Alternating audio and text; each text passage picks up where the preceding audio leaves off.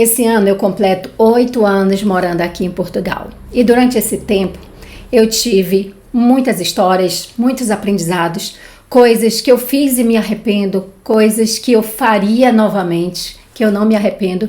E esse vídeo é justamente sobre isso. Sobre essas coisas que eu me arrependi, não me arrependi e que de certa forma pode te ajudar no caso de estar querendo sair do Brasil e morar em Portugal ou qualquer outro país.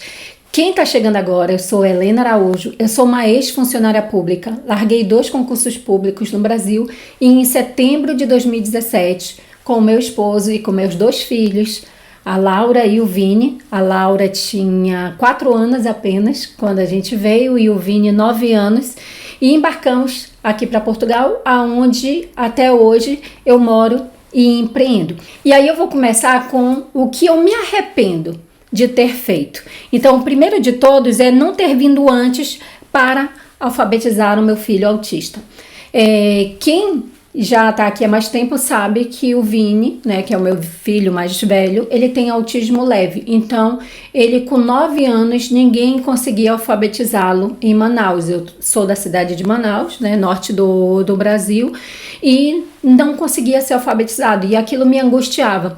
Então, assim, eu sei que pode parecer clichê, assim, deveria ter vindo antes, mas se eu soubesse que ele teria sido alfabetizado tão rápido, eu vou até colocar na descrição o vídeo de como é que fizeram o processo de alfabetização dele aqui em Portugal, porque ele em menos de 3 meses, praticamente em 3 meses, ele foi alfabetizado e incluído na sala de aula. Ele estuda numa sala de aula regular, completamente incluído no sistema.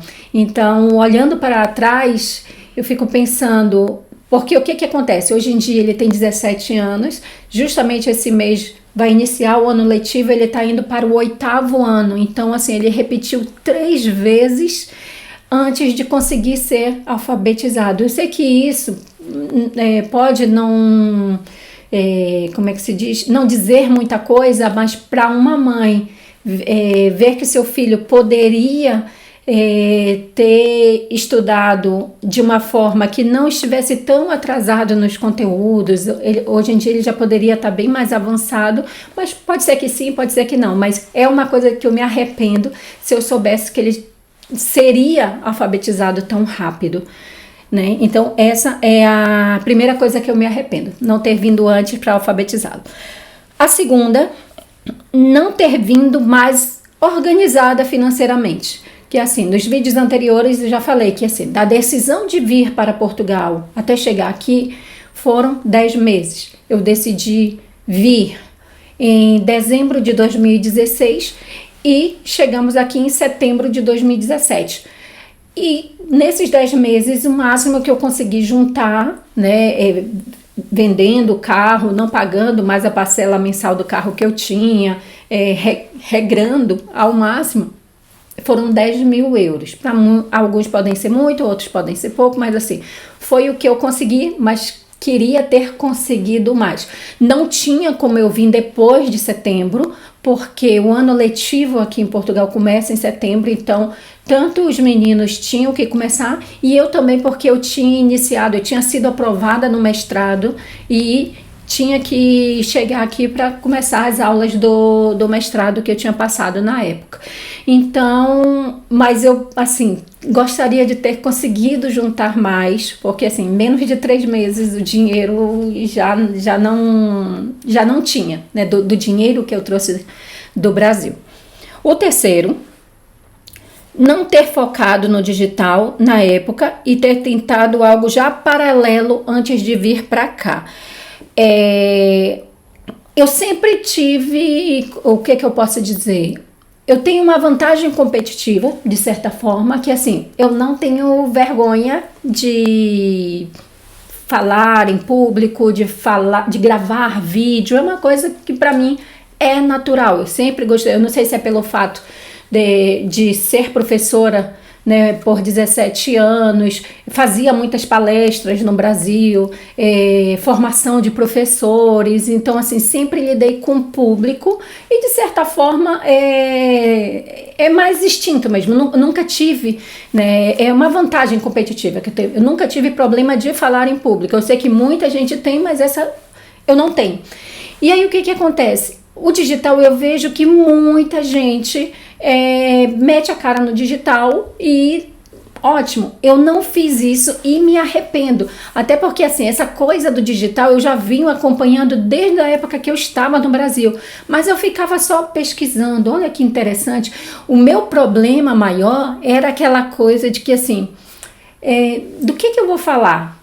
O que eu vou agregar na vida das pessoas? Era mais aquela coisa da autossabotagem, de achar que assim, eu não tenho nada para agregar. E pode ser que na época eu não tivesse, mas assim, olhando para trás, eu percebo que assim, já que eu sempre gostei de estudar, sempre gostei dessa área de negócios, sempre gostei de inventar, né, de criar negócios, sempre gostei das pessoas que me perguntavam de pedir orientação, então acho que se eu tivesse naquela época já encarado o digital, as coisas seriam diferentes, principalmente por conta da pandemia. A pandemia me deu um baita susto, porque assim, o nosso negócio dependia de pessoas. Quem já está aqui há mais tempo sabe que a nossa área é fotografia de casamento, só que é o turismo de casamento. Então, brasileiros que vêm para Portugal para se casar, e uma vez que era proibido se casar e as fronteiras fecharam, isso deu um baita susto, e aí eu fico pensando, cara, se na época eu tivesse já em paralelo começado no digital, quer seja, no YouTube seria melhor ainda, porque só agora que eu percebi o quanto que eu gosto da plataforma, a forma que ela entrega, o quanto ela valoriza quem vem para realmente agregar valor, né? E não, eu vejo que o Instagram, tem muita gente que se dá melhor no Instagram, eu já infelizmente não me dei muito bem por lá, porque é muito de mostrar a sua vida, o seu dia a dia. Então acho que esse também foi um erro. Quando eu fui para o digital, eu tentei no Instagram e não aqui no YouTube, mas se eu olhasse para trás, se eu tivesse hoje com a intenção de vir para Portugal, uma coisa que eu faria já em paralelo, ainda estando no Brasil, é tentar uma forma de começar pelo digital também, já ter algo no digital para que quando chegasse aqui, não depender de clientes só daqui, depender de certa forma uma liberdade geográfica, que era algo que na época eu não pensei, até pensei, mas não fui para a ação. Esse é um dos arrependimentos. O outro arrependimento é de ter parado de estudar e dedicado apenas aos negócios. Então, assim, eu sempre fui de estudar, nunca fui uma nerd, nunca fui estudiosa, mas assim, quando foi para passar numa universidade federal, estudei, até passar numa faculdade pública, né, numa universidade. Quando foi para passar em concurso público, estudei, e passei, fui chamada em 2 concursos públicos em simultâneo, né? Na mesma época fui chamada para o estado e para o município, era professora do estado e do município no Brasil, e gostava do que fazia. Então, mas quando eu cheguei aqui em Portugal, de certa forma eu fiquei muito focada no negócio em si, em captar cliente, em trabalhar com vendas, em fazer a gestão de redes sociais para a gente atrair cliente, mas fiquei anos e anos sem ler, sem pegar um livro sequer. E eu percebo que quanto mais a gente estuda, de certa forma, mais ideias a gente tem até para gerar outros negócios. Então, um dos meus arrependimentos é esse, de ter parado de estudar e ter focado só mesmo na prática. Porque, assim, também não é só estudar por estudar, né? Eu sempre gostei dessa ideia de estudar e de ser fazedora, né? Não é uma coisa de ser do prazer do estudar, isso eu nunca tive. Eu sei que tem pessoas que têm, até porque vem de família que incentiva o estudo. No meu caso, não. O estudo sempre foi algo para um objetivo final. E aí, mas eu me arrependo. Hoje em dia não, o estudo para mim nem é tão... O objetivo final do estudo para mim é agregar valor. Eu percebo que quanto mais input eu tenho, melhor eu penso, mais ideias de negócios, mais conhecimento em geral, comportamento humano, inteligência emocional. Então hoje em dia eu gosto de estudar não só relacionado a negócios, mas algo bem mais amplo, e me arrependo de não ter feito isso antes. E o último que eu me arrependo é de não ter procurado fazer network com empreendedores locais. Então, eu acho que se eu tivesse chegado hoje aqui em Portugal, uma das primeiras coisas que eu faria e que eu não fiz foi começar a participar de rodada de networks aqui em Lisboa, né, que eu tô, tem muito disso. Essa semana eu já vou participar de um, inclusive eu vou palestrar, vai ser a primeira vez que eu vou fazer uma palestra aqui em Lisboa, mas eu já participei de alguns, mas eu demorei muito, eu foquei muito no universo de network da área de casamentos, né? E nem tanto assim, a gente focou muito na questão do site, de ranquear o site, de deixar o site em primeiro lugar, o que é ótimo, que até hoje em dia, quando nos procuram na internet, a gente está bem posicionado, o nosso site está bem posicionado, a gente tem o Instagram, até porque o nosso público vem de fora, a maior parte deles, mas eu me arrependo de, em paralelo a isso, não ter desde o início focado muito na questão do network, porque cresce muito mais rápido, a gente passa a ser conhecido muito mais rápido, é muito mais fácil de iniciar um negócio, porque querendo ou não a gente está começando, não está começando do zero, porque querendo ou não a gente já tinha a nossa bagagem do Brasil, mas está começando do zero em outro país, no sentido de ser conhecido, e isso eu me arrependo. Quem tá gostando, não esquece de dar o seu like, tá bem? E aí agora eu vou falar do que eu não me arrependo. Acabei de falar aqui das coisas que, de certa forma, eu me arrependo de ter feito. E aí agora eu vou colocar aqui das coisas que eu não me arrependo de forma alguma, faria igualzinho novamente. O primeiro de todos é a questão de ter largado 2 concursos públicos. Nunca senti remorso. Nunca fiquei me questionando se era isso mesmo que eu deveria ter feito. Muita gente fica surpreso, já recebi comentários aqui que eu esperaria me aposentar para poder ir. Imagina se eu fosse esperar me aposentar. Se eu já me arrependo do meu filho de não ter vindo antes, porque o Vini já tinha 9 anos e não conseguia ser alfabetizado, imagina se eu pensasse na minha aposentadoria, se eu me amarrasse numa aposentadoria que, né, supostamente iria receber no futuro da minha contribuição e não pensar no meu filho naquele momento. Então, não me arrependo.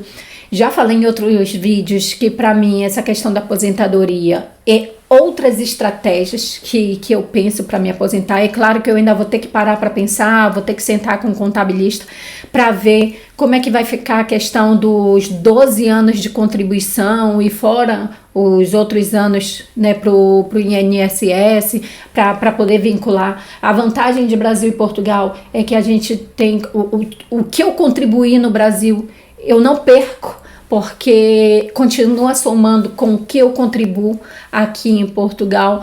E confesso para vocês que, assim, para já, eu não gasto energia pensando na aposentadoria. A minha estratégia aqui é quanto mais negócios eu posso fazer, quanto mais rendas eu posso ter, pensando justamente em ter a minha reserva de emergência, ter a minha aposentadoria que eu vou criar, porque eu confesso que não confio nas próximas gerações para me aposentar. A gente sabe que quem paga a nossa aposentadoria do futuro são as gerações atuais, e assim vai, né? O dinheiro não fica lá guardado esperando a gente, é a geração atual que nos paga, e eu não confio muito nisso não. Mas não me arrependo de ter largado 2 concursos públicos. Claro, e aí é muito, isso sou eu. Claro que, sei lá, se eu tivesse faltando 5 anos para me aposentar, 3 anos para aposentar, era algo, pode ser que mesmo assim eu viesse, porque eu já não aguentava mais e tinha a questão do meu filho, mas é algo que eu nunca parei para pensar e assim, simplesmente não passa pela minha cabeça um pingo de arrependimento de ter feito o que eu fiz. O outro, que não me arrependo, é de ter começado a trabalhar desde a primeira semana que a gente chegou aqui em Portugal. Então, assim, já que eu não vim com muito recurso financeiro, uma coisa que eu não me arrependo foi de que, assim, não esperei terminar o dinheiro acabar para começar a procurar formas de ganhar em euros, né? A gente tinha a estratégia muito bem montada e eu sabia que tinha que ganhar em euros de qualquer forma. Então, assim, mesmo fazendo trabalhos que eu não gostava, bate-porta, limpar casas, né, trabalhar nas limpezas, mas eu sabia que eu não podia ficar procrastinando em relação a isso. Ah, não, a gente veio com X de valor, né, com os 10 mil e tal, não. Em menos de 3 meses, o dinheiro que a gente trouxe já não existia. Porque, querendo ou não, tinha que comprar os móveis, a casa que a gente mora não tinha nenhum móvel, a gente tinha que comprar, tinha a questão das rendas, do calção, do imóvel.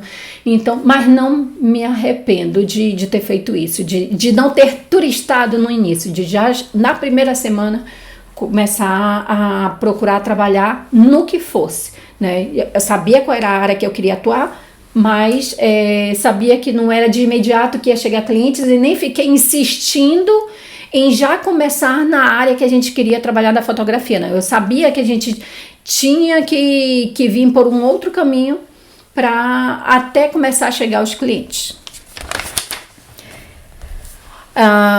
Outro ponto que eu não me arrependo é do nicho que eu escolhi, de ter feito todo o estudo de mercado, de saber exatamente qual era o público, de saber exatamente quanto que eu queria cobrar. Eu acredito que ter desde o Brasil, os 10 meses que eu fiquei estudando sobre Portugal, eu também estudei muito o nicho, os concorrentes, quantos fotógrafos cobravam, não só os fotógrafos daqui, mas os fotógrafos do Brasil que vinham para cá, que a noiva pagava a passagem aérea desse fotógrafo para cá, para Portugal. Então, assim, fiz um estudo muito profundo, não me arrependo. Inclusive, para algumas pessoas, às vezes, aparentava até ser arrogância, mas não era. Eu tinha tanta consciência do processo que eu tinha que ter para começar a atrair o cliente que eu realmente queria, que eu vou até contar uma história. Tinha o wedding planner na época que ela falava assim, porque aqui em Portugal, e aí eu lembro que uma vez eu falei para ela, disse, olha, não me leva mal, mas eu não tô nem aí pro aqui em Portugal. Eu sei quem é meu público. Ela ficava chateada porque eu cheguei e deixei bem claro que eu não cobraria menos de 1.000 euros para fotografar um casamento em Portugal. O nosso pacote inicial era a partir de 1.000 euros, isso em 2017. E aí ela achava assim um absurdo, porque aqui em Portugal, aí ela dizia isso, porque aqui em Portugal quase nenhum fotógrafo cobra 1.000 euros. Mas assim, o público que eu tinha selecionado, o perfil de turismo de casamento, a pesquisa aprofundada que eu tinha feito, eu sabia que eu não tinha jogado esse número de forma aleatória. Eu não tinha colocado a partir de 1.000 euros de forma aleatória. Mas que eu tinha que seguir um caminho e que eu tinha isso muito bem claro e as outras pessoas não percebiam. Então, assim, esse foi até um dos motivos que eu fui trabalhar nas limpezas, porque eu digo, não, eu vou trabalhar nas limpezas, eu prefiro limpar vaso sanitário a iniciar na fotografia com um valor abaixo do que a gente pensa cobrar, porque para depois mudar a estratégia, mudar o público, era como se fosse começar de novo.